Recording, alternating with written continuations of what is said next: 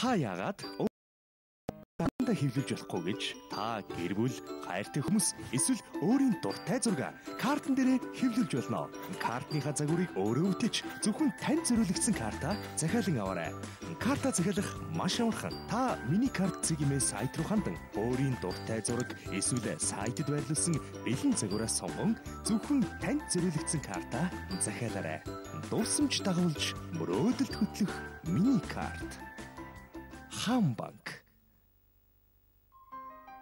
Эзэн хүн эх нутагтан элэг нүсэг дотн ханддгийг, эх орондон элэг хангалуун амьдэрч болдгийг өмнө говийн зохиц эцэд энержи ресурсын их бүтээн байгуулалтанд оролцсон монгол хүмүүс харуулсан юм.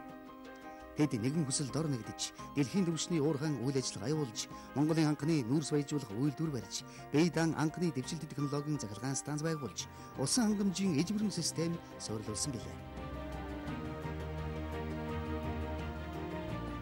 Өнгөрсөн хугацаанд экспортын орлого хэлбэрээр эдийн засагт 2 тэрбум Америк доллар оруулж, Монгол төгрөгийн ханшийн доктортой байдлыг хангахад хувь нэмрэн оруулсан юм.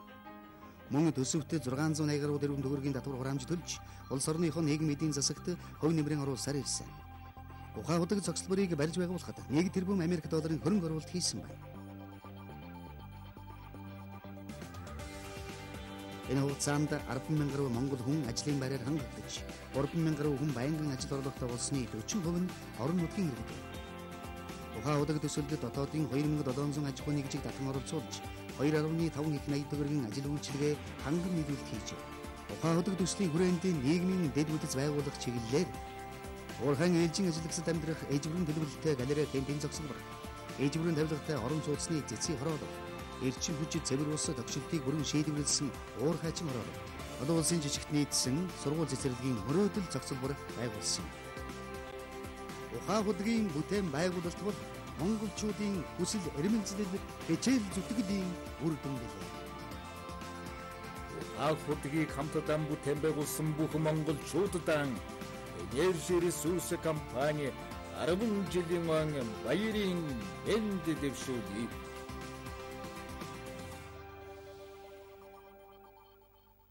Хүнсний аливаа бүтээгдэхүүнээс учиж болох эрсдлээс хяналтын хуудас сэргийлнэ. Хяналтын хуудас ашигласнаар маань дотоод хяналт сайжирч иргэдэд чанартай аюулгүй хүнсээр хангаж чадна. Бид зөвхөн хяналтын хуудасаар л таны үйлдвэр үйлчилгээг шалгана. Та ч бас өөрийгөө хяна.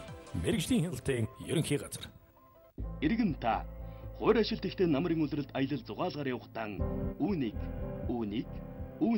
бас үүнийг анхаарна.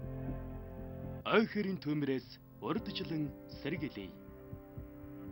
Ариг банк 18 насныхаа хойд зөрүүл чухалтай хадгаламжийн баярын сугалаанд таныг урьж байна. Алтан тус бүр сая 800. Тохирол Ариг банкны төрсөн өдөр буюу 12 дугаар сарын 23-нд та хадгаламжаа нээлгсэн үү? Та яагаад өөрийн хүссэн зураг картанда хэвлүүлж болохгүй гэж та гэр бүл, хайртай хүмүүс эсвэл өөрийн дуртай зураг картан дээрээ хэвлүүлж болно. Картныхаа загварыг өөрөө үтэж зөвхөн танд зориулагдсан карта захиалан аваарай.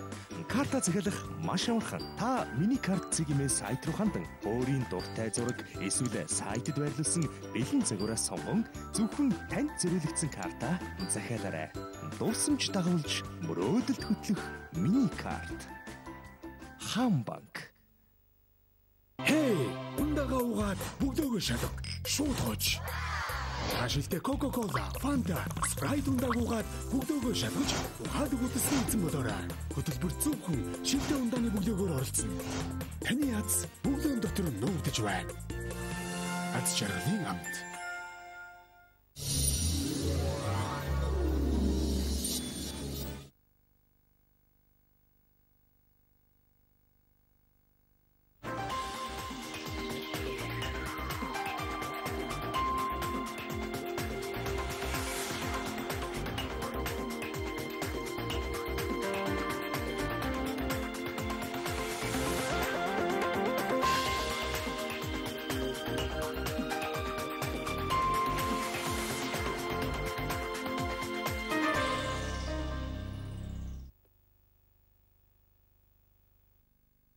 Эрхэм үзэгчтэй хоёр амгалан айлтгая.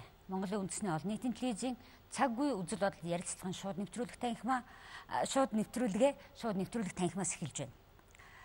Нэвтрүүлгээ эхлэхийн өмнө би та бүхэнд өнөөдөр сайтуудад гарсан нэг сэдвээр бичсэн нийтлэлийн гарчгуудыг хэлэх гэсэн. 5 толгоогоос дутуугүй хортой 2 толгойн зөрчил. 5 толгойн гэрээний төслийг замаас нь буцаасны цаад шалтгаан. 5 толгойн ордыг төмөр замаас салгаж болохгүй. Шинэ гэрээ буюу Монголын парламент 5 толгойг зууж оюу толгоогоос имэж буун учир. Энэ өнөөдөр л гарсан нийтлэлүүд бөгөөд ярилцлагууд. 5 толгойн тухай бид нар өнөөдөр амтаа болгоо ярьж өөрсдийнхөө үзэл бодлыг уралдуулж байна. Янз бүрийн санаа бодлоод гарч байна.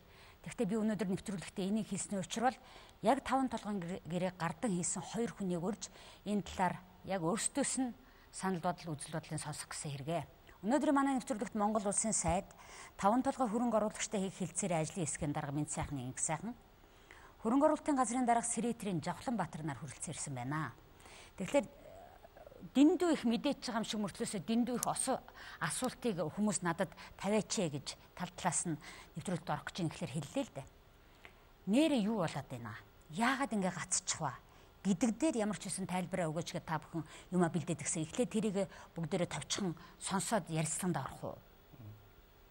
За та бүгдээ орой амгалан айлтгая.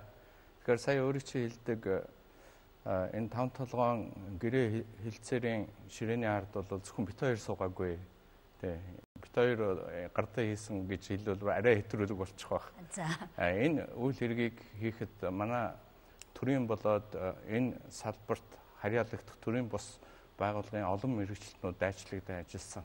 Тэгээ энэ дээр та бүгдэд харуулж байгаа. Ер нь сангийн яам, хууль зүйн яам, уул уурхай яам, байгаль орчны яам, зам тээврийн яам гэдэг манай гол одоо энэ асуудлыг хариуцсан яамдууд, агентлагууд, одоо тухайлбал хөрөнгө оруулалтын газар, ашиглалтын хэрэглэх газар, мэргэжлийн хяналтын газар гэдэг агентлагууд, төрийн бус байгууллагуудаас бол уул уурхайн үндэсний ассоциац, нүүрс ассоциац гэдэг энэ 5 толгойн хувь заяатай ямарваа нэгэн хэмжээгээр холбогдох бүх төрийн болоод төрийн бус байгууллагуудын төлөөлөл орсон энэ том баг ажилласан. Одоо нийтдээ 14-15 байгууллагуудын дотор орж ажилласан олон хүний хөдөлмөр гэж хэлмээр байгаа. Тэгэхээр яг зөвхөн мэдээж асуухын зөндөө байгаа бах. Гэхдээ би нэг зөвхөн ямар баримтлаар юмнууд хийгдсэн бэ гэдэг оршилуудыг бас хэлчихэн зүйтэй байх. Одоохондоо бол улсын хурлд өргөн бариагүй байна. Яагаад гэвэл бид бол бүх материалаа бэлтгэсэн. Улсын хурлын 5 газарт нэг удаа өгсөн улсын хурлын 5 газар баримтын материал дутуу байна гэсэн. Бид баримтын материалын бүрдүүлээд дахиад өгсөн байж байгаа. Одоо бид бол өргөн барих цаг товлохыг хүлээж байгаа. Тэгэхээр энэ 5 толгой төсөл бол өөрөө урт удаан настай түүхтэй төсөл байхгүй юу? Үндсэндээ бол 10 оноос хойш 5 жил яригдж байгаа төсөл. Дэлхийн олон улсуудын сонирхлыг татчихсан төсөл. Тэгээ харамсалтай нь энэ 5 жилийн хугацаанд бас энэ үнийг харуулж байна. Ер нь бол бид ажиллаа хийж чадахгүй, цаг ухаад нь шийдэж чадахгүй саргаад нүүрсний үн бол асар их унтсан. Сая бидний 3 сар хилцээр хийж явах хугацаанд ч гэсэн нүүрсний үн цаашид үргэлжлэн унсан байна. Тэгэхээр үний хэрэг дээр 10 онд бол манай энэ 5 толгой төслийг 15 дэлхийн том компаниуд сонирхож байсан болвол тэгээд тэдний дунд уралдаан зарлаа 6 санал ирүүлж байсан боловч бид нар одоо монголчууд дотор овчроо олохгүй бодолж байгаад нэг мөсөн бас энэ ажиллагаагаа алдаж зогсоосон. Зарим манад орё гэжсэн хөрөнгө оруулагчид Mitsui, Vale гэж ярьжсэн компаниуд Монголд ер нь хөрөнгө оруулахад хэцүү юм байна гэд Мозамбик руу очсон. Мозамбикт яг манад та адилхан ийм төсөл байдаг. Тэр төсөлд хөрөнгө оруулахаар очсон байж байгаа. Тэгээ харин дэлхийн байдал, нүүрсний зах зээлийн байдал шинэ нөхцөл бий болчлоо гэд 2014 онд засгийн газар Алтан уяыг ерөнхий сайд байхдаа шинэ маягаар асуудал хандахын тогтоол гаргасан. Тэр нь улсын их хурлын 34 дугаар тогтоол, засгийн газрын 268 дугаар тогтоол. Энэ тогтоол дээр үндэслээд хуучин манад оролцъё гэжсэн 6 одоо хөрөнгө оруулагчид санал явуулсан. Тэгээ 6 санал одоо хөрөнгө оруулагчид явуулсан саналаас үндсэндээ 2 санал ирсэн гэж тооцож болох юм.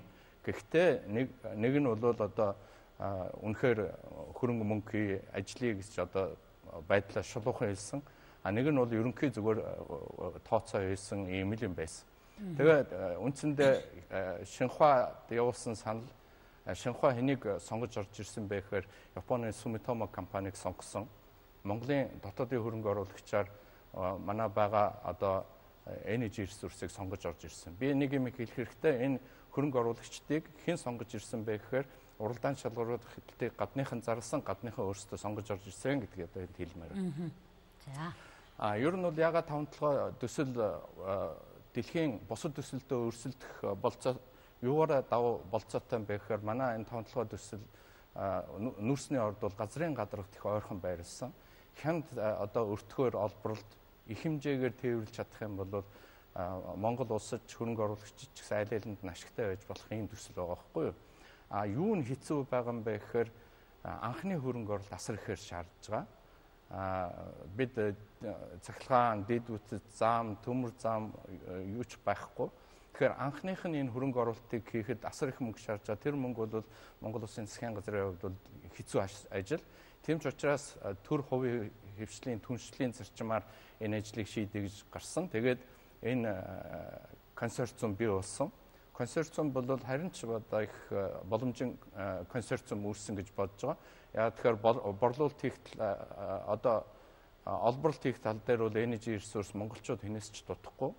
Тээвэрлэлт хийх дээр бол Шинхua одоо борлуулалт хийх ялангуяа Солонгос, Япон одоо энтхийн зах зээл дээр гарахад бол Японы Sumitomo компани бас үүрэг оролтоо оролцож чадна гэж ингэж энэ консорциум шалгарсан. Тэгээд бид өнгөрсөн хугацаанд 3 сарын хилцээ хийсэн. Гол энэ төслийг явуулах одоо стратеги юу байсан бэ гэхээр монголчууд бид дэлхийд өрсөлдөж л гарна гэхээс биш бид нарыг гуйж хинч ирэхгүй. Бид өрсөлдөж л гарна гэдгийг хатуу ойлгох хэрэгтэй. Энэ дээр юу харуулж байгаа вэ гэхээр Австрали улс бол дэлхийг ер нь бол коксчны нүүрсээр хангадаг том орн болцсон. Дэлхий Австралиас хамааралтай болцсон. Австрали бид дэлхийгээс хамаарч яана гэж айж эмээдэг улс орн биш. Бид ч гэсэн яг тэрнтэй адилхан Монголын коксчны нүүрс, Монголын 5-7-оос бас дэлхий хятад улс, Японы хэрэглэгчид, Солонгосын хэрэглэгчид бас ямарваа нэгэн хэмжээгээр биднээс хамааралтай байдаг болоосаа гэж ингэж дотроо бодож байгаа. Тэгээ хамгийн гол нь өрсөлдөж гарах хэрэгтэй юм байна. Одоо том өрсөлдөгч нь бол үнийн хэрэг дээр Оросууд байна. Оросын одоо Элга гэж төсөл байгаа. Мозамбикийн том төсөл байгаа. Тэнд би түрүү хэлсэн 2010 онд Монголд хөрөнгө оруулъя гэж хэлсэн компаниуд бүгд гарч яваад тэнд хөрөнгө оруулж байгаа. Тэнд 12 тэрбум долларын хөрөнгө оруулалт хийгээд 700 км төмөр замыг төвөггүй барих ажил явагдаж байгаа. Бид өнөөдөр монголчууд дотроо асуудалтайгаа проблемцсан яваараа 270 орчим километр төмөр замыг яач чадахгүй ийм л байдалтай явж байгаа.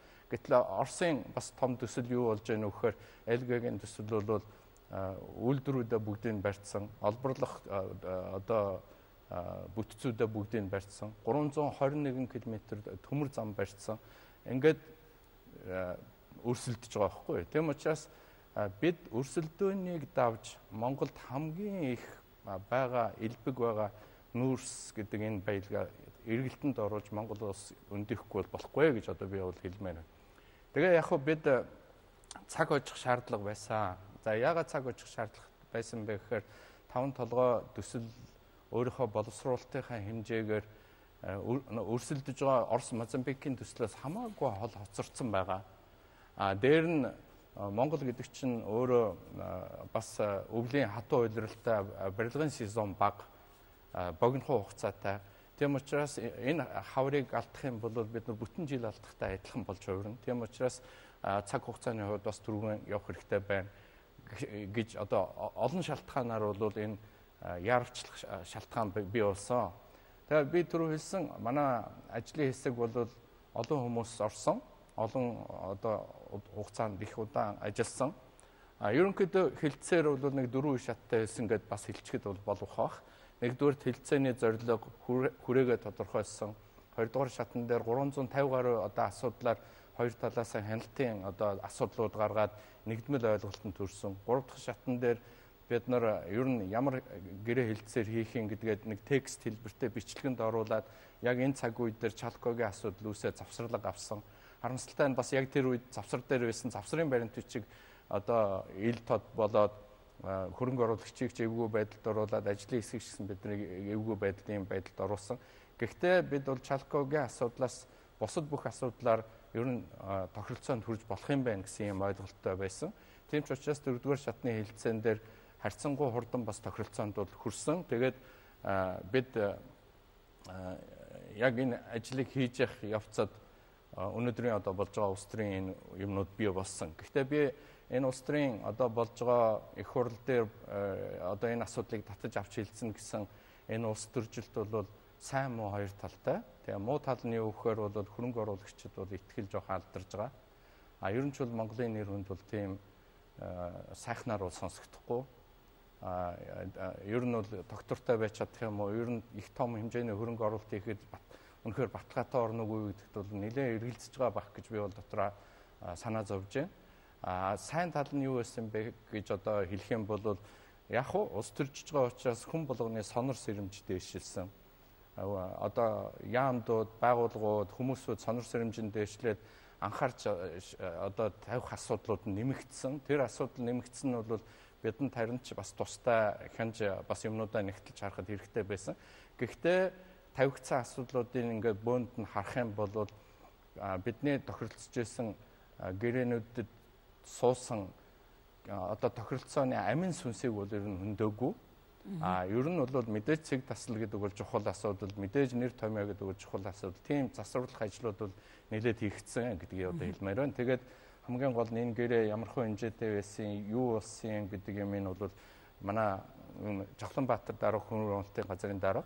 Жавхланбаатар бол зөвхөн энэ ажлын хэсгийн нарийн бичгийн дарга биш мөн дэд ажлын хэсгийг ахалж нөгөө мэрэгжлийн улсууд нь яаж хилцээний ширээний ард голн сууж хамаг ачаагийн үүрсэн улсууд нь тэр мэрэгжлийн улсууд. Би харин нэг юмыг сайн хэлэх хэрэгтэй. Тэр нь юу гэхээр улс төрж бид нар аль болох бага оролцох юм бол манайх мэрэгжлийн улсууд юм их өндөр чадвартай байдаг юм байна. Тийм залуучууд олон байдаг юм байна гэдгийг хэлмээр байна.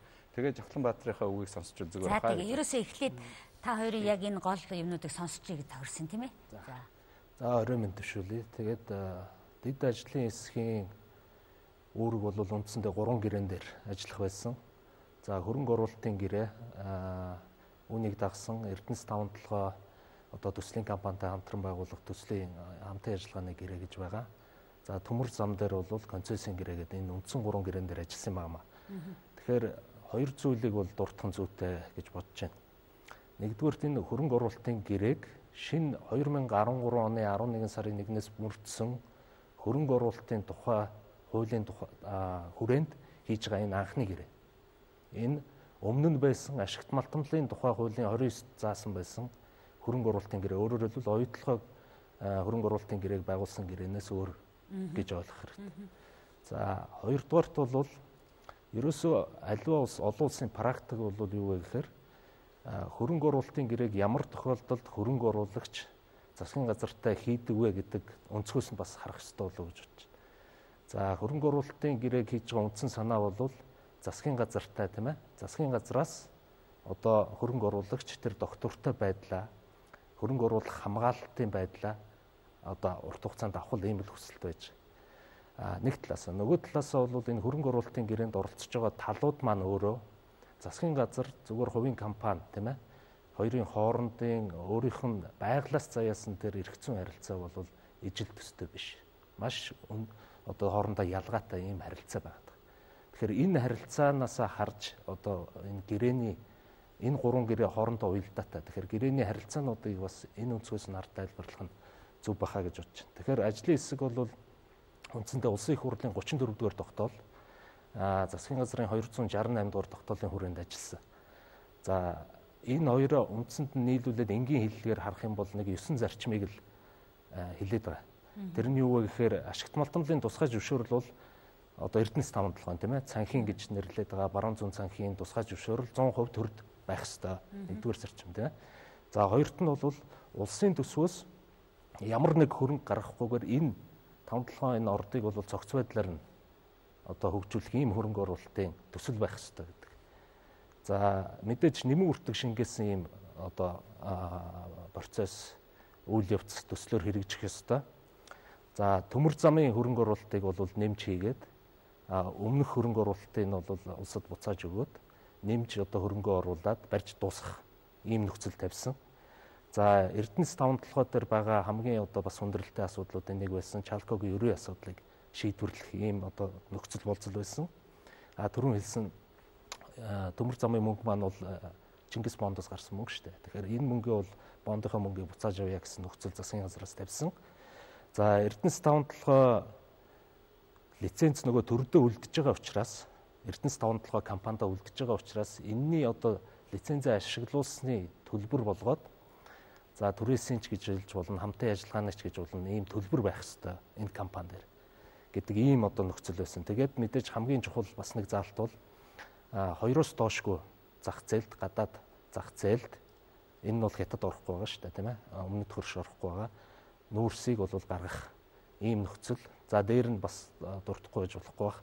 Монголын хөрөнгө оруулагч нь энэ төслийг хэрэгжүүлэхдээ 51% менежменттэй байх ёстой. Дор хаяж гисэн ийм нөхцлүүд тавьсан байна.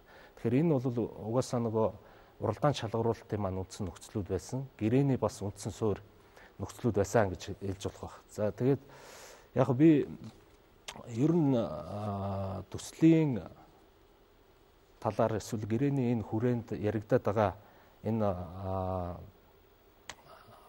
хүмүүсийн ойлголтыг бас зөв болох үүднээс хэдэн зүйлийг дурдъя гэж бодож байна л да. За нэгдүгээрт бол энэ санхүүжилтийн асуудал бол угаасаа том төслөлд маш чухал.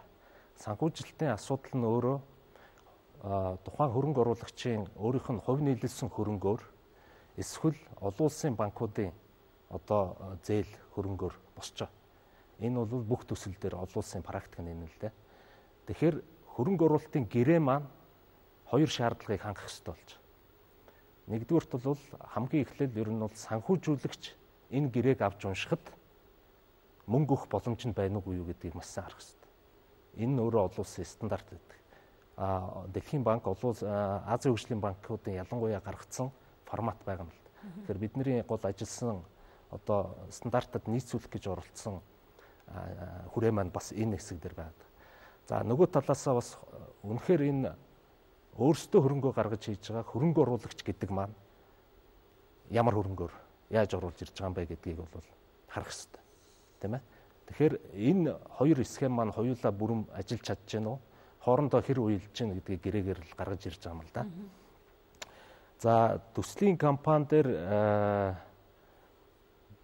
яригдж байгаа асуудал бол бас нэг одоо хүмүүсийн буруу ойлгоод байгаа асуудал байх шиг байна. Энэ 51%, 49% асуудал л да.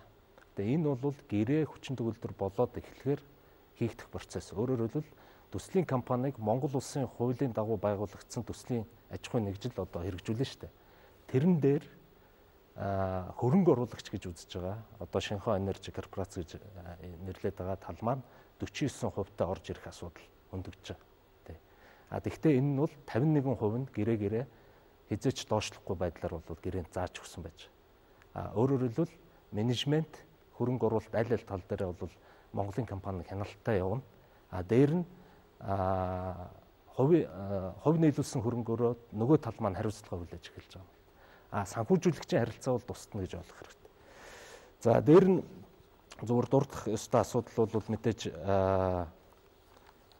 энэ олон улсын банкуудын тавьж байгаа маш олон шаардлагуудыг бол бид нэр дурдсан. Техник, технологи, байгаль орчин дээлтэй эднэрийг бол баг биднээс илүү банкуд маш сайн тавиад зоогоод өгсөн байж. Тэгэхээр бид нар бол гэрээндээ бол энэ олон улсын стандартаа мөрдөхөл үндсэн зарчмыг баримталсан. Хамтын ажиллагааны төлбөр татварын харилцааны хувьд бас нэг зүйл тодтох зүв баг. Мэдээж одоогийн ашигт малтмлын хуулиараа бол ашигт малтмлын нөөцийн төлбөрийн асуудал байна. Энэ бол татвараас тусдна шууд улсад орж ирж байгаа нэмэлт мөнгө, тийм ээ. Тэгэхээр энэ дээр нэмээд хамтын ажиллагааны төлбөрийн асуудал бол яригдж. Тэгэхээр Монгол улсад орж ирж байгаа өөрийнх нь төслийн тэр үр өгөөжийг харахтаа татвараар орж ирж байгаа хэсгийг харах ёстой баг. Ашигт малтмлын нөөцийн төлбөрөөр орж ирж байгаа хэсгийг харах баг. Эдийн засгийн саяны одоо Эрдэнэс 5-7-д төлөх гэж байгаа төлбөрийн бас дүнг харах ёстой баг. Тэгээд энэний нөгөө үржүүлэгч нөлөө гэж ярьдаг. Бусад одоо дагалдах, нийлүүлэх, түүний доотлын харилцаануудаар энэ нь бол явж байгаа маа. Тэгээд яг энэ дээр бол нэлээд бас ажлын хэсэг. Би одоо яг дундаас нь асуучмаар л оргил яваад байна л да. Одоо би дундаас нь асуугаа явуучих. Би та хоёрт бас эхлээд тодорхой юмнуудаа ярих боломж олгоцсон болохоор. Тэгэхээр инх сайхан дараа сая төрүүлж байгаа ярин дотор уг нь одоо хугацаа хожих байсан гэж яриад ах юм. Энд чинь зүгээр гацчихад байгаа төсөл болохоос биш бүр зогсчиход байгаа төсөл биш үсттэй. Тэгээ ягаад та өнгөрсөн цаг дээр яриад байгаа юм? Уяха ер нь бол хэрвээ талууд бүрэн ойлголцсон түрээ тохиролцоонд түрчээд гэрээг үзэглэн шүү дээ, тийм. Үзгэлснээс хойш өчнөө олон ажил байгаа байхгүй юу? Одоо орон нутагтай ажиллах ажлууд байна. Олон зөвшөөрлүүд бичигдэж одоо шин юутай болох хэрэгтэй болно. Техник эдийн засгийн үндэслэл нь уул уурхай яам одоо холбогдох байгууллагуудаар нь орж батлагдах хэрэгтэй болно. Өөрөө яг амьд харилцаа үүсээд амьд бүтээн байгуулалт эхэлтэл энэ гэрээ үзгэлсний дараа наад зах нь 3 сар шаардлагач байгаа байхгүй юу. Тэгэхээр тэр 3 сар тооцоод үзэх юм бол бид нар цаг алдаад байгаа байхгүй юу тийм. Өөрөөр хэлбэл гэрээ үзгэлснээр бүх юм сайхан болоод бүх юм өрнөө явчихж байгаа биш. Тэрний хард өчнөө олон ажил ундрна. Тэр хооронд ч одоо өнөөдөр 4 сарын сүүл гэж бодох юм бол дахиад 3 сарыг нэмээд 7 сар бид нар үндсэндээ хавар ажил эхлэх ажлын одоо цагаа алдчихж байгаа юм байдал байгаа. Гэхдээ хамаалга том төсөл юм чинь бас цаг шаардаад байгаа бах. Хамгийн гол нь том төсөл дээр монголчууд нэгдмэл байх хэрэгтэй. Түүнээс өөрсдөө хагаралдаад өөрсдөө энийг тойрж улс төржээд үйл тэгвэл хөрөнгө оруулагчид маань итгэхгүй. Хөрөнгө оруулагчид ер нь бол тун айхтар эргэлзэж байгаа. Эргэлзээг нэмээд үйл бид нар одоо суугаад ярьж байгааг утга учир бол бас өөрөө тэгээд алгуулчих шүү дээ. Энд л одоо санаа зовоод байгаа учраас л энийг хэлээд байна. Зохлонбаатар даргын сая яг ярьсан хэсэг дээрээс дахиад тодруулж асуух гэсэн. Та сая авч болох тийм татваруудын тухай ярьлаа шүү дээ. Бид нэр ийм татваруудыг харах хэрэгтэй гэж. Тэгтэл одоо 2% л роялтигаар бэлгэлчих гээд энэ гэсэн яриа яваад байна шүү дээ. Энэ дээр та ямар тайлбар хэлэх юм? За тэгэхээр түрүүнийхээр үргэлжлүүлээд хэлэхэд бол за 2% роялти гэж нэрлэж болохгүй л да. Энэ өөрөө Эрдэнэс таван толгой дээр байгаа баруун зүүн санхин лицензийг бид нар үндсэндээ одоо төслийн компанид түрээслүүлсний төлбөр авч байна гэсэн үг. Тэгэхээр Эрдэнэс таван толгойд шууд ашиг болж орж байгаа мөнгө гэж ойлгох хэрэгтэй. Нөгөө талаасаа бол түрүүн хэлсэн ашигт малтамлын нөөцийн төлбөр бол өөрөө нэмэгдэж орж ирэх ёстой. Энэ хөрөнгө байгаад. Нөөцийн төлбөрийн 2% гэдэг бол энэ бол зүгээр суурь нь байгаа байхгүй юу? Бидний хамтын ажиллагааны төлбөрийг ашигт малтамлын нөөцийн 40% гэдэг нь өөрөөр хэлбэл суурь нь 5% байгаа шүү дээ одоо хуулиараа. Тэрний 40% гэдэг маань 2% байна. Тэгэхээр үндсэн зарчим бид нар хэлцэж юун дээр тохирсон бэ гэхээр нэг зүйлийг хэлэхгүй болохгүй бах. Мэдээж нүүрсний үн өсөд байх тусам энэ одоо ашиг бол нэмэгдэнэ. Энэ бол тодорхой. Тэгэхээр энэ өсөхтэй холбогдуулаад бид нар энэ 2% маань бас өсөж явах ёстой гэдэг үндсэн зарчмыг тохиролцсон. Тэ. Тэгэхээр өөрөөр хэлбэл зөвхөн 2% гэж ойлгож болохгүй. 2% хизээ яригдж байна уу гэхээр нүүрсний үн $85-оос бага байх үе одоо зүйлийг ярьж байна. Тэгэхээр өөрөөр хэлбэл 2 дээр нэмэх нь 5 буюу 7% л одоо татвараас бусад татвараас гадна энэ 7%-ийг бол борлуулалтын орлогоос аваад авах юм аа гэж ойлгох хэрэгтэй. 85-аас дээшээ яваад ирвэл 2.5. За 100-аас дээшээ гараад ирэх юм бол 3.2 гэдэг. Ингээд тоо маань үргэлжлээд 16 хүртэл хувь руу очих юм. Ер нь нийлбэр нь түрүүний 7% гэдэг маань. Тэгэхээр энэ өнцгөөс харах юм бол яг хав бизнес харилцааныхаа үүднээс бол мэдээж шудраг зарчим байх хэрэгтэй. Мэдээж нөгөө талд орлого нэмэгдээд байвал бид нар ч гэсэн орлого бол нэмэгдэх хэрэгтэй. За дээр нь бас нэг зүйл хэлэхэд энэ нь бол зөвхөн Эрдэнэс таван толгой ашиглаж байгаа 2 лицензийн хувьд яригдаг байхгүй. Өнөөдөр Energy Resource компани ашиглаж байгаа ухаан удгийн борлуулалтыг бас оруулсан байж байгаа. Тэгэхээр үндсэндээ энэ яг одоо өнөөдрийн байдлаар бол 5 лицензийг бас оруулаад эннийх нь нийт борлуулалтаас бид нар тооцоод юугаар ийм л зарчим тохирсон. Энэ дээр чи одоо бас нэвтрүүлэгт орох гэж хүмүүстэй санал болгож хахад эн чи ерөөсөө бусад лицензүүдийн яах юм болж байна. Бүр тэр чигээр нь бүх тэр 5 толгойн орд руу орчих гэдэг юм. Бор толгой, бортэг, орцог гэнтэргээд лицензтэй тийм газрууд байгаа тухай яриад байна шүү дээ. Энэ дээр ямар тайлбар өгөх вэ? Энэ дээр бол ерөөсөө гэрээний үндсэн харилцаа гэрээнийхээ лицензийн дугаарыг тавиад, он сарын тавиад зөвхөн баруун зүүн цанхтай холбоотой 4 лиценз дээр яригдж байгаа. Бусад лиценз хамаарахгүй гэд гэрээг бол хязгаарлалцсан. Нэгдүгээрт, хоёрдугаарт ерөөсөө энэ гэрээг тойрсон бүх асуудал бол зөвхөн төсөлтэй холбоотой. Төсөлтэй холбоотой. Төслөөс гадуурх ямар нэг үйл ажиллагаатай бол холбоогүй. За дараагийн асуулт. Тэгэхээр одоо хамгийн гол асуудал бол нөгөө 1072 хувьцааны тухай. Өнөөдөр хүртэл засгийн газрын хэрэглэх газрын дарга баяр цогтын тайлбар хэвлэлүүдээр явж ил байна.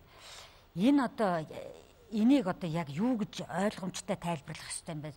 Зарим нь цааслаг, зарим нь өрийн бичгэлэг, зарим нь эн чинь жинхэнэ хувьцаалаг нь та тайлбар өгөөч. 1072 гэд хувьцаа яриад байгаа шүү дээ. Тэр бол улсын их хурлын тогтоолоор Эрдэнэс таван толгой компанийг хөрөнгийн бирж дээр гарсан хойноо өөрийнхөө 20%-ийг одоо ард иргэдээр 1072 хувьцаа болгож өгөөл гэсэн. Тэгэхээр нөгөө Эрдэнэс таван толгой компани хөрөнгийн бирж дээр гарч чадаагүй. Гарч чадаагүй болохоор 1072 хувьцааг амьлуулах үн хүргэж чадахгүй өөрөө өөрөнд орцсон ийм л байдалтай байгаа байхгүй юу. Дээр нь өмнө гарч ирсэн улсын их хурл засгийн газрын тогтоолоор 1072 хувьцааг хэрвээ хөрөнгийн бирж дээр гараад үнэхээр Эрдэнэс таван толгой компани мөнгө босгож чадах юм бол 1072-ыг эзэмшигч хувьцаа эзэмшигчдөө саналын эрхтэй байна. Тэр хүртлөө саналын эрхгүй гэдээ хэлсэн байхгүй юу. Тэм учраас үндсэндээ 1072 хувьцаа бол ашиг тараадгүй, өөр хоорондоо гүйдгүй. Яг өнөөдөр манай баяр цогцоод цаас гээд шулуухан утгаар нь хилцсэн байлээ. Үнийн хэрэг дээр цаасч болоогүй. Одоо бидний гар дээр тэр чинь байхгүй шүү дээ. Зүгээр нэг компьютер дээр бүртгэлийн тухай асуудал байгаа шүү дээ. Тэгээд өөрөөр хэлбэл яг зах зээлийнхаа утгаар бол энэ бол хувьцаа болж чадаагүй л идэх байхгүй юу. Гэхдээ энэ асуудал бол энэ гэрээ хэлцээний асуудал биш. Энэ бол Монгол улсын өөрийнх нь асуудал. Манай их хурлын шийдэх асуудал, манай засгийн газрын шийдэх асуудал. Хизээ энэ асуудлыг зөв шийдэж болох уу гэхээр хизээ таван толгой төсөл ашиг өгч эхлэн тэр үеэс шийдэгдэ. Өнөөдөр ашиг өгдөг төсөл биш. Өнөөдөр таван толгой төслөө тойроод Монгол улс өөрөө бөө өрөнд унчаад улсаа татаж унгаах юм байдалд орчод байна шүү дээ. Тэгэхээр энэ төслийг ашигтай болгож чадвал тэгвэл 1072 хувьцааг амьлуулж болно. Тэгэхээр энийг хийхин тулд энэ төсөл ашигтай хийгдсэн байх хэрэгтэй, энэ гэрээ сайн хийгдсэн байх хэрэгтэй л гэж. Тийм яг одоо нөгөө за чамд 1072 хувьцаа байгаа шүү гэд биднэрт хэлсэн шүү дээ. Тэгсэн улсууд чинь хизээ нэгэн цагт амьлах нэ гэд за та сая амьлах гэдэг үгийг хэрэгэлсэн шүү дээ. Тэр боломж одоо яг энийг хөдөлсөн үнэхээр байгаа гэдгийг л бас баталгаа хүсэж байгаа жирийн хүмүүсийн хүсэл байна л да. Хизээ хувьцаа болж амьлж болдог вэ гэхээр хизээ тэр хувьцааны компани ашигтай ажиллана тэр үед л амьлна шүү дээ. Тэгэхээр та нар бодлоо өнөөдөр улсын их хурлаас Эрдэнэс таван толгой компани дээр зөндөл санхүүгийн хяналт шалгалт хийсэн. Бараг нэг их 80 хэмжээний өр үүссэн байна шүү дээ. Нэг их 80 шүү дээ. Төгрөгийн өртөө. Ийм өртөө компаниас 1072 хувьцаанда хизээ нэгэн цагт ашиг аавна гэд гордоо суухад бол үнэхээр хэцүү шүү дээ. Тэгэхээр ашиг өгдөг төсөл болгох төлөөл энэ бүх ажлууд хийгдэж байгаа байхгүй. Одоо би та хоёроос сөүлдэд асуугаад байна. Жахланбаатар дараагаас асуух гэдэг юм л да.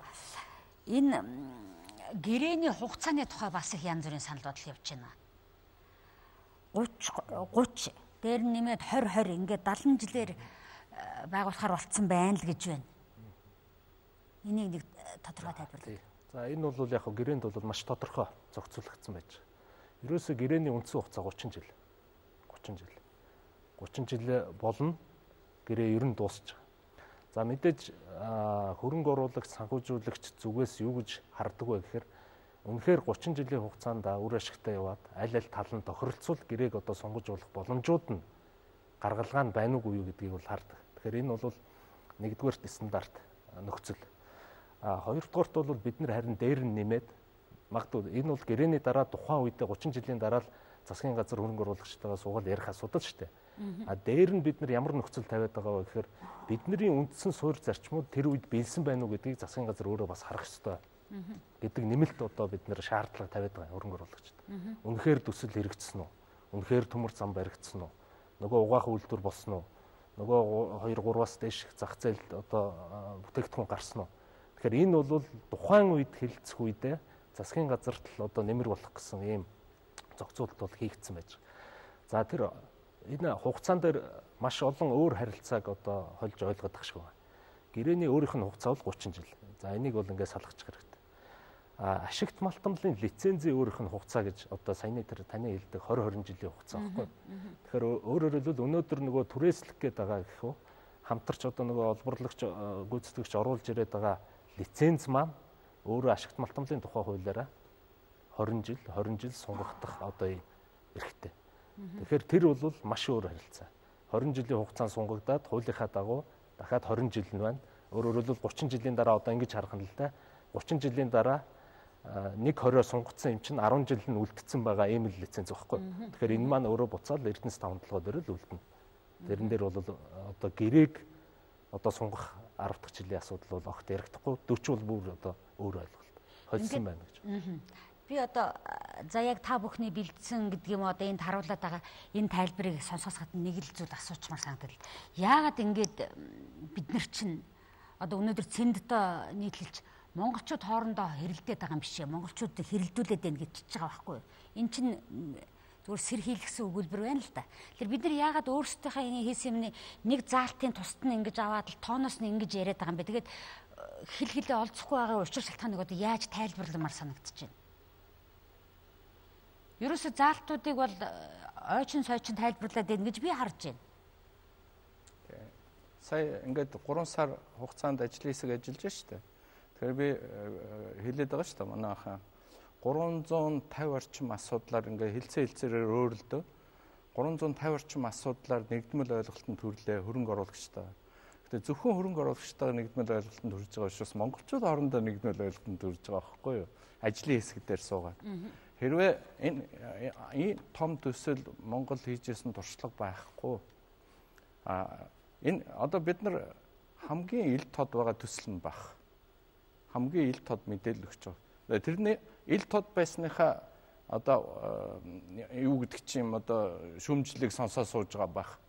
Гэхдээ ойлголцох хэрэгтэй гарцаагүй. Тэгэхээр бид нар дээд зэргээр мэдээлэл өгч байгаа 350 асуудлыг ажлын хэсэг хөрөнгө оруулагч дээр бүтэн ойлголцохын тулд 2 сар зарцуулж байгаа асуудлыг олон түмэнтэйгээ ингээд 350 асуудлыг задлаад яргвал бас л их цаг авна да. Тэгэхээр яг бид нар туршлага байхгүй байна. Гэтэ би нэг нууж хаах хэрэгтэй биш, ярих хэрэгтэй асуудал. Би маш олон асуудлыг энэ маргаан дундаас хүмүүс зөв болгож харж байгаа байх гэж бодож байна. Тэгээ байх хэрэгтэй бэрхшээл гэж бодоод энд хэвийн хандаад элдв ус төржихгүйгээр элдв биенийг хардахгүйгээр Монгол нэг байж хөрөнгө оруулагчийн үдээс нэг болж цул болж зогсож ээж Монгол өөрийнхөө эрхшгээ хамгаална өгөхөөс биш тархаа бутархаа элдвийн юм ярьсан хүнтэй бол нөгөө тал өөдөөс сухтаа хилцэн цухтаа ч гэсэн чанга сууж чаддаг байхгүй. Бид чанга суухын тулд бид нэгдмэл байх хэрэгтэй. Тэр мэдээллийг бид дээд зэрэгээр хангах гэж оролдож явж байгаа. Ажлын хэсгийн хэмжээнд бол маш хэвэн явагдсан гэж хэлмээр. Бас л нэг эндээс яг уламжлал асууд гараад ирлээ. Өнөөдөр бид нар ингээд сууж идэл чинь оюу толгойн асуудал маань эргээ за энэ 5 толгой дээр өөрсдөө оролцоод хоорондоо яахгүй байгаа юм чинь гээд оюу толгойн асуудал зарим тал дээр хүндрэх тийм бол одоо боломж гэж хэлж болохгүй юм л да. Тийм уршиг гарч болох уу? Энэ зүгээр ийм гинжин тийм хохиролтой гэдэг юм Монголд сайнгүй нөлөөлөх үр дагаврууд гарч болох уу? Гэхдээ яг 5 толгой төслийг нөгөө том төсөл гэдэг утгаараа бусад төслүүдэд нөлөө үзүүлэх төсөл гэдэг утгаараа яг нарийн дээр бол эн чинь бүс нутгийн хэмжээний дэлхийн хэмжээний том төсөл болох учиртай юм шүү дээ. Тэр утгаараа бол Монгол анх удаа ингэж мөс зүсж байгаа мөс зүсгч төсөл гэдгээр бусад төслүүдэд хаялахтай л байна. Сайн муу аль хаялга нь бага авах.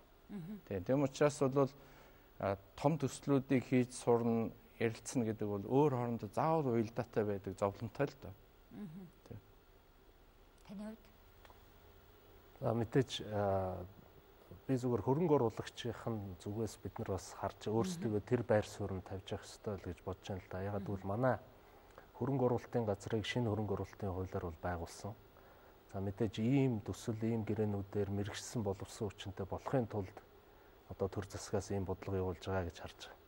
Тэгэхээр мэдээж чадварчих одоо сайжрах эсвэл олон улсын тэр хэлээр нь ярьж сурах ийм асуудал бидний өмнө бол тавьж байгаа. За нөгөө талаас нь харах юм бол зүгээр хөрөнгө оруулагч тал харах юм бол цаана нь ийм том төслийг санхүүжүүлдэг хөрөнгө оруулагч маань өөрөө дэлхийд тоотой байхгүй. Хоорондоо маш сайн мэдээлэлтэй байгаа. Тэгэхээр холбогдож л таарч байгаа юм л да. За дараагийн асуулт. Би энэ нөгөө нэг эсрэг тэсрэг үзэл бодлуудыг та бүхнээс асуугаад байгаа шүү дээ. Гэрээ байгуулсны дараа цуцлсан тохиолдолд гээд нэг олон асуудлууд яваад байна шүү дээ, тийм ээ. Энийг одоо юу гэж тарах вэ? 30 жил яасан ашгийг төлөх аимшигтай заалт орсон байна гэдэг нэг яриа яваад байна шүү дээ. Тэгэхээр энэ бүх заалт чинь уг нь тэр 268 тагаа 34 дүр тогтоолтойгоо л очиж тулах хэрэгтэй байгаад ягаад ийм яриа гарчихв? За тэгэхээр яг энэ гэрээний харилцаагаа өөрөө бүхэлд нь авчил харах хэрэгтэй л да. Тэгэхээр ерөөсөө нөхөн төлбөрийн харилцаа гэдэг бол манай бидний гол барьж байгаа зарчим дээдэш ажлын хэсгийн барьсан зарчим миний түрүү хэлсэн. Ерөөсөө л Монгол улсын хууль тогтоомжид нийцүүлье гэж. Тэгэхээр концессийн тухай хуулийн дээр бол тодорхой заасан байна. Нөхөн төлбөрийг хийнэ гэдэг. Хөрөнгө оруулалтын тухай хуулийн дээр мөн одоо хэлсэн байна. Хөрөнгө оруулагчид олгож байгаа баталгаа дээр за хууль бусаар бол хураахгүй. Мэдээж хураас нь янз бүрийн тохиолдол гарах юм бол энэ нөхөн олгорын асуудлыг шийдэх ёстой гэдэг. Тэгэхээр бид нар энэ нөхөн төлбөрийн асуудлыг бол хоёр талаас нь харах хэрэгтэй. За нэгдүгээрт бол гэрээний маань өөрийнх нь тэр нөгөө олон улсын банкудад очиж тавих шаардлагад талаас харах юм бол нөхөн төлбөрийг маш тодорхой заасан байна гэдэг нь нэмэх нэг оноо. За хоёрдугаарт бол угаасаа тодорхойгүй хэрэг хийх юм бол ямар нэг томьёолгүй хийх юм бол одоо эн чинь процессын асуудал байхгүй. Шууд цуцлангууд нөхөн төлбөрийн асуудал угаасаа ярихдаггүй. Ямар процесс гэрээнд байна вэ гэхээр үйл явцсан за юунаас болж цуцлсан юм бэ? Ямар асуудал үүссэн бэ? За энийг хэн буруутайг тодорхойлно. Буруутай тал нь тэрийг одоо бурууга засах хугацаа өгнө. Ингээд маш олон процессыг дамжаад хамгийн сүүлд арбитр дээр очино тийм ээ. Арбитрийн шүүх дээр очлоо. Арбитрийн шүүх дээр бурууг нотлолоо. За энэ үед нөхөн төлбөрийн асуудал яригдж байгаа. Тэгэхээр арбитрийн шүүхээс энэ нөхөн төлбөрийн томьёол байхгүй тохиолдолд хөрөнгө оруулагч харин засгийн газрыг хохирох магадлал өндөр бас. Хэмжээшгүй, даад давшгүй тоо нэхэх магадлал өндөр. Анхнаасаа тохиролцчих юм бол хоёр тал энэ дээр бол аль тал нь алдаа гаргах үедээ за би ерөнхийдөө ийм төлбөрийн асуудал яригдж байгаа шүү гэдгийг мэдж явах нэг юм ач холбогдолтой.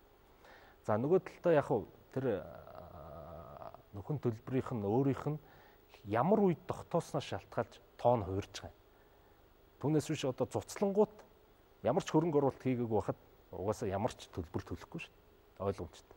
Тэгэхээр энэ нөгөө 4 тэрбум ам долларын ойролцоогоор тийм ээ хөрөнгө оруулалт маань 5 жилийн дараа цуцлсан тохиолдолд магадгүй 4 тэрбум ам доллар хийцэн байх тийм ээ. За тэгвэл тэр цуцлсан процессороо яваад арбитр дээр очиод хэн буруутай нь гараад ирвэл энд нөхөн төлбөрийн асуудал яригдчих.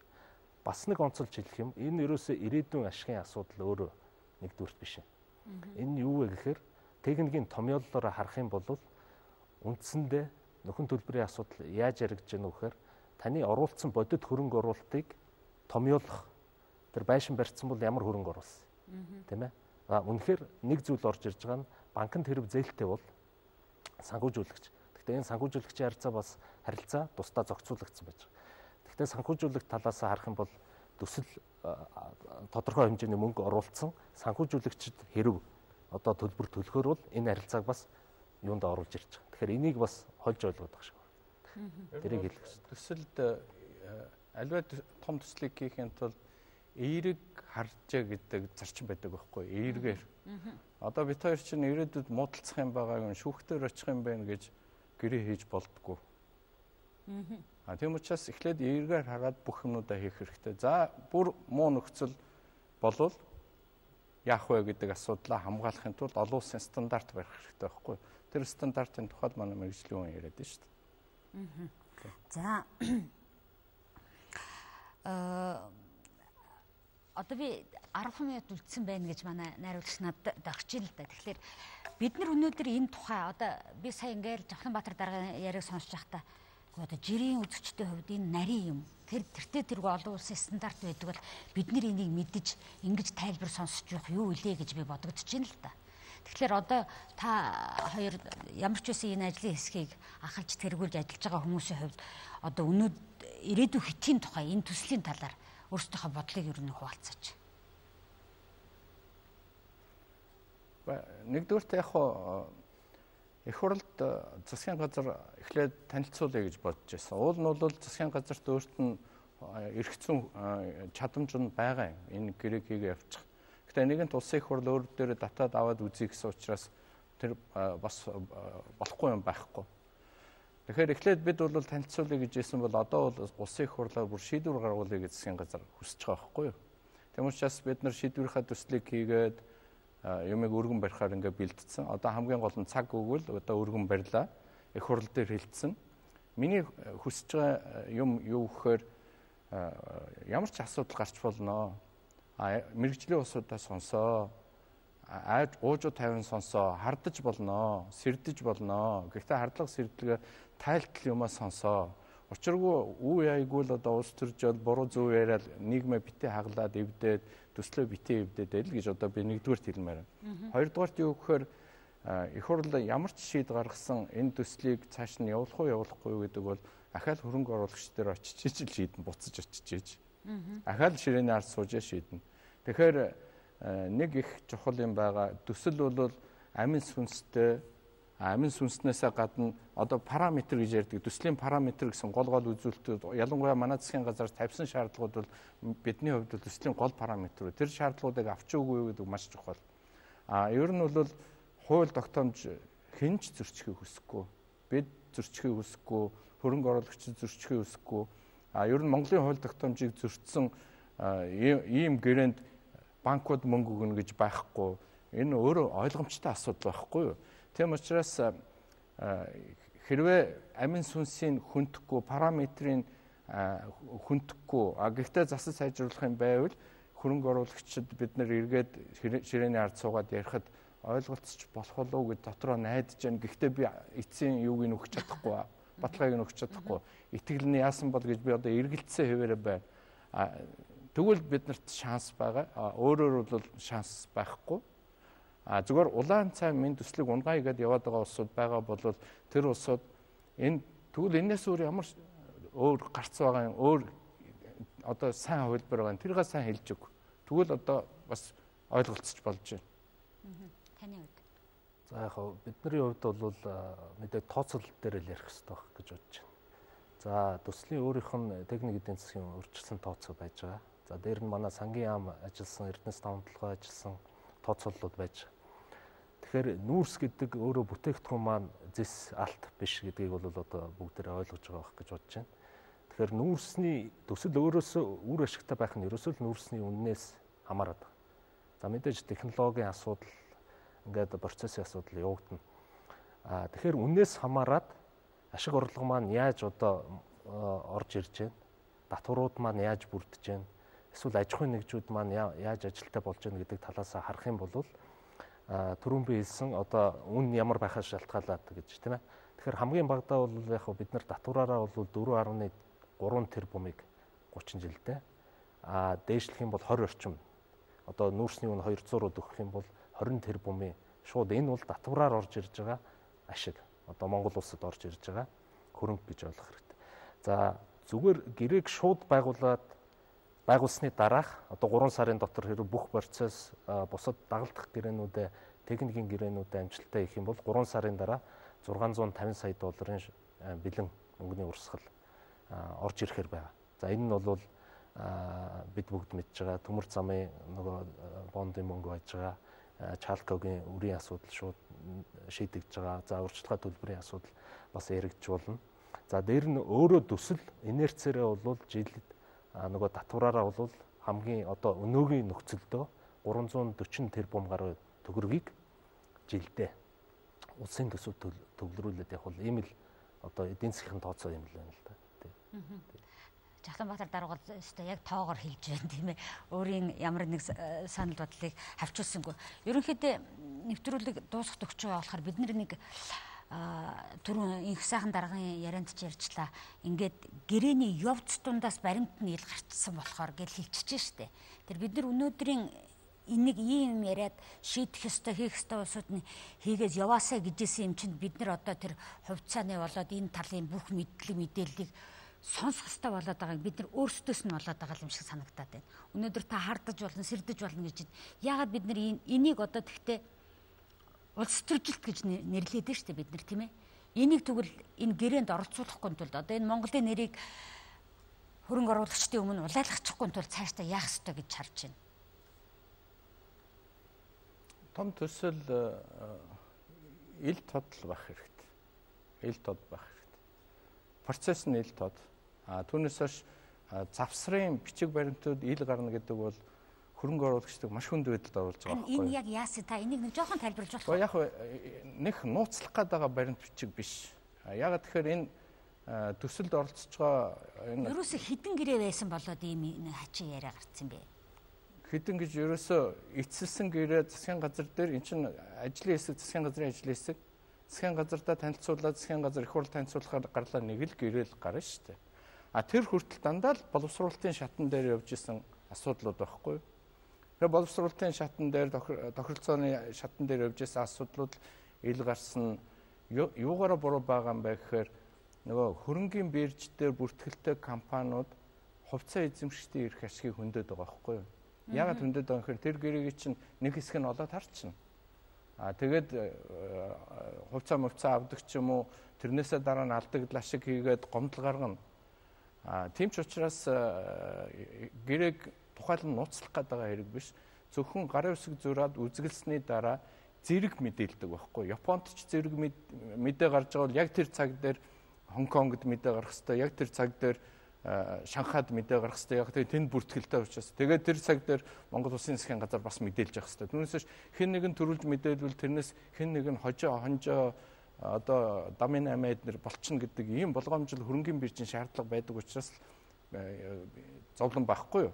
Гэтэ яг одоо нэгэнт болж байгаа юм чинь гээд бид төслөө их хуралд нээлттэй л барьж байгаа. Гэтэ та бүгд бичиг баримттай харьцахдаа болгоомжтой харьцаарай.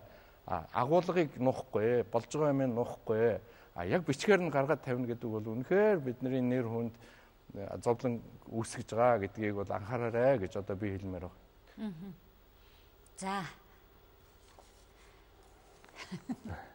Яг сая экзамен сайдэллээ. Дэд ажлын хэсэг, за ажлын хэсгийн үндсэн үүрэг бол засгийн газраас за ерөнхий сайдын захирамжаар батлагдсан юм ажлын хэсэг байж байгаа.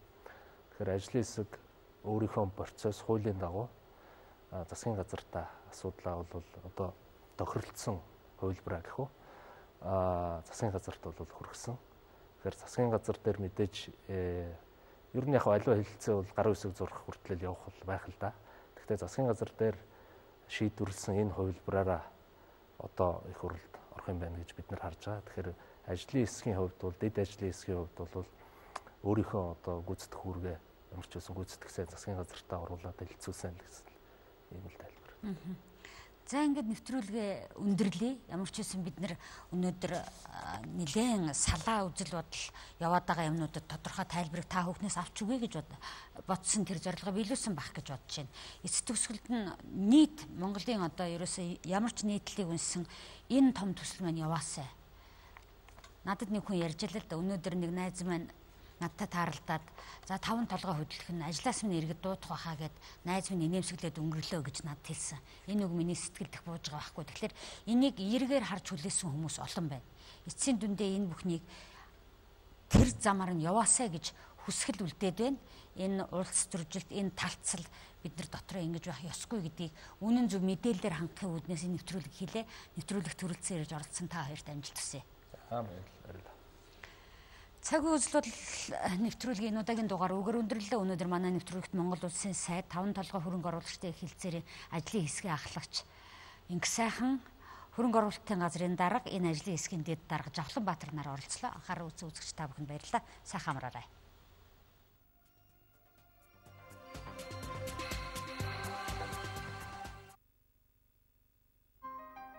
Эзэн хүн эхнүтэгтэн элэг нүсэг дотн ханддгийг эх орондон элбэг хангалуун амьдэрч болдгийг өмнө говийн зохиц эцэд энержи ресурсын их бүтээн байгуулалтанд оролцсон монгол хүмүүс харуулсан юм. Тэд нэгэн хүсэл дор нэгдэж дэлхийн түвшний уурхайн үйл ажиллагаа явуулж Монголын анхны нүүрс баяжуулах үйлдвэр барьж Бэйдан анхны дэвшилт технологийн захиргаан станц байгуулж усан хангамжийн эжбэрэн систем суурилуулсан билээ. Өнгөрсөн хугацаанд экспортын орлого хэлбэрээр эдийн засагт 2 тэрбум Америк доллар оруулж Монгол төгрөгийн ханшийн доктортой байдлыг хангахад хувь нэмрэн оруулсан юм. Мөн төсөвт 680 гаруй тэрбум төгрөгийн татвар хураамж төлж улс орныхон нийгэм эдийн засагт хувь нэмрэн оруулсаар ирсэн. Ухаан удаг зохицлборыг барьж байгуулахад 1 тэрбум Америк долларын хөрөнгө оруулалт хийсэн байна. Энэ хугацаанд 10,000 гаруй монгол хүн ажлын байраар хангагдаж 3,000 гаруй хүн байнгын ажил орлоготой болсны 40% нь орон нутгийн иргэд. Ухаан удаг төсөлд дотоодын 2,700 аж ахуйн нэгжийг татан оролцуулж 2.5 их 80 төгрөгийн ажил үйлчилгээ ханган нийлүүлэлт хийж байна. Ухаан удаг төслийн хүрээнд нийгмийн дэд үдэс байгуулах чиглэлээр уурхайн ээлжийн ажиллагсад амьдрах эжбэрэн төлөвлөлтөй галерей кемпинг зогсолбор, эжбэрэн тавилгатай орон сууцны цэцгийн хороолол, эрчим хүчит цэвэр ус тогшилтыг бүрэн шийдвэрлсэн уурхайчин хороолол, олон улсын жижигт нийцсэн сургууль цэцэрлэгийн мөрөөдөл зохицолбор байгуулсан. Ухаан удгийн бүтээн байгуулалт бол монголчуудын хүсэл эрмэлзэл хичээл зүтгэлийн үр дүн билээ. Ухаан удгийг хамтдаа бүтээн байгуулсан бүх монголчуудаа энержи ресурс компани 10 жилийн баярын энд дэвшүүлье.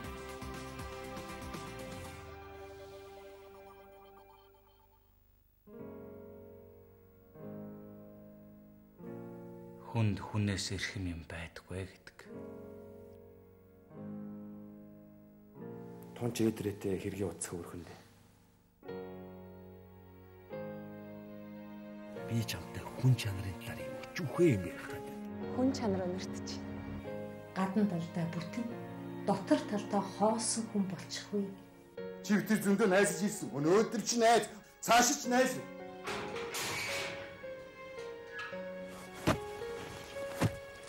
Баярлаа. Эзэн хийчих юм бол заяа түших цаг болсон шүү.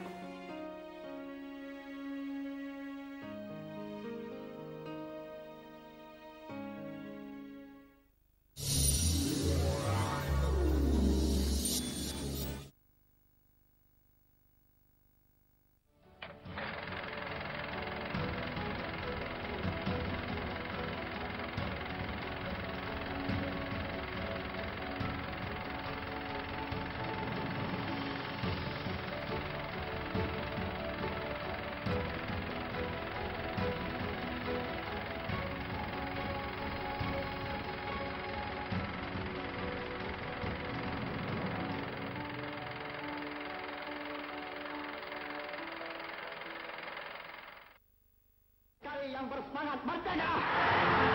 Because nobody, no group of men have got the will, have got the capacity to do more for this country. You see, the whole of my adult life.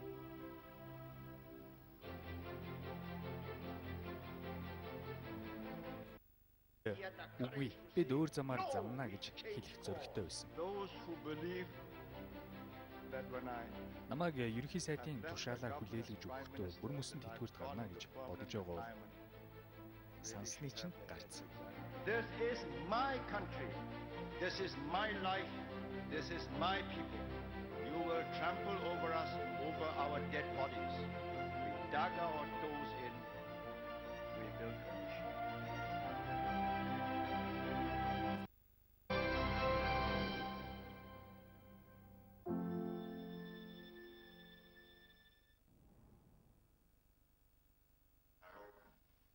Ирэх жил та бүхэнтэй дахин уулзнаа гэж найдаж байна. Гэхдээ уулзах уу үгүй юу гэж хэлээгүй. Хизээ уулзах вэ гэж байгаа юм. Та нартай ахаад уулзна гэдэгт би бүрэн итгэлтэй байна. Би хизээч зугтахгүй. Хамаг хүч чадлаа дайчлан тэмцэн. Би энэ нөхөд ихэлсэн ажлаа дуусгалгүй орхидог хүмүүс биш. Ирэх жил гэхэд шинэ засгийн газар байгуулагдана. Би та нартай хамт байсан цагт хизээч ялагдахгүй. Хизээч бууж өгөхгүй. Хэрэг бид та бүхний итгэлийг алдсан бол алерт ялагдчих байсан. Тиймээс та бүхнийг бидэнтэй хамт зогсохыг уриалж байна. Бууж өгөлгүй шүдээ зугаад итгэл үнэмшлээ хамгаалан зогсцгоо. Амжилтанд хүрэхэд цорын ганц үндэс суурь бий. Тэр бол итгэл. In the next 3 years into 1971 and beyond. Амжилтанд хүрэх хамгийн чухал хүчин зүйл бол итгэл. Хүн өөртөө итгэх ёстой. Хэрэг хүн өөртөө итгэлгүй байвал өөртөө эргэлзэж эхэлвэл сорилтоос айж хойш суувал хизээч урагшлахгүй. Та бүхэн мэдж байгаа, би ч мэдж байгаа. Тусгаар тогтносноос хойш 3 жилийн дараа 1965 оны 8 дугаар сарын 9-ний өдөр бидэнд маш их эргэлзээ байсан байж магадгүй. Хаалгатай бол бид хэний ч дэмжлэггүй. Ганцаараа ч хамаагүй хийх ёстой гэж өөрсдөө хэлсэн. Хийж чаддгаа ч харуулсан.